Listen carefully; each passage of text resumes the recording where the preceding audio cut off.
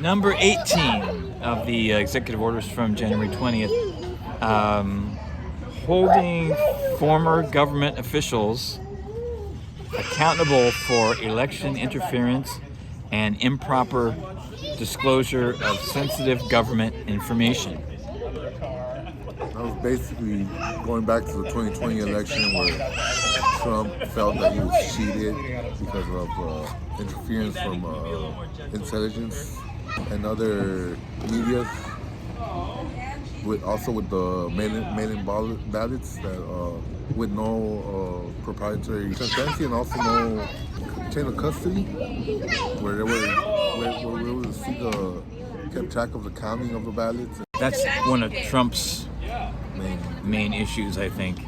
You know what I mean? That definitely, because a lot of people do believe that that even Putin has pointed out there could be something fishy about the 2020 election. Even Putin said that. Number 19 is restoring accountability to policy influencing positions within the federal workforce. I don't know how that's tied into money and politics. That's something that also should be researched more, I think. And here's one that's very popular with the medical and health freedom groups, and it's important based on everything that we learned about the World Health Organization during the pandemic. So this is important. Withdrawing the U.S. from the World Health Organization.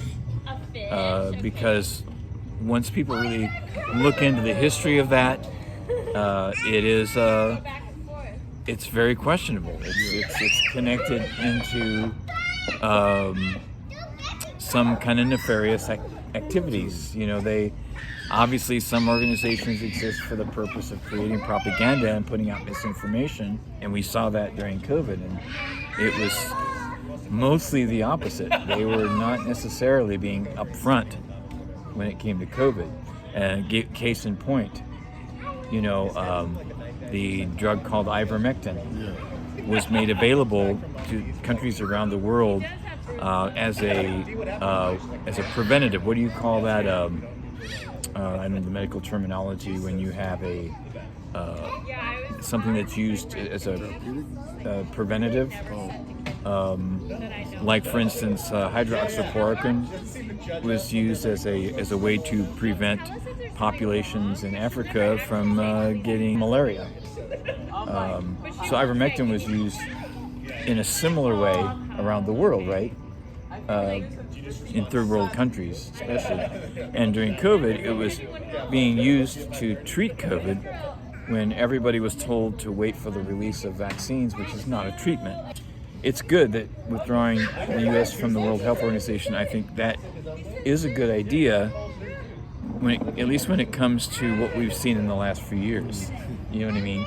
Because they were being unfair in how they were allowing certain states in India to get access to ivermectin for 6 cents a tablet, and they weren't allowing the largest state of Uttar Pradesh in the northern part of India, which is about 200 million people. They weren't allowing them to get access to ivermectin for 6 cents a tablet, and their COVID numbers were rising, while all the other states they could get ivermectin at 6 cents a tablet, their numbers were dropping. So the health officials there in Uttar Pradesh said, that's not fair.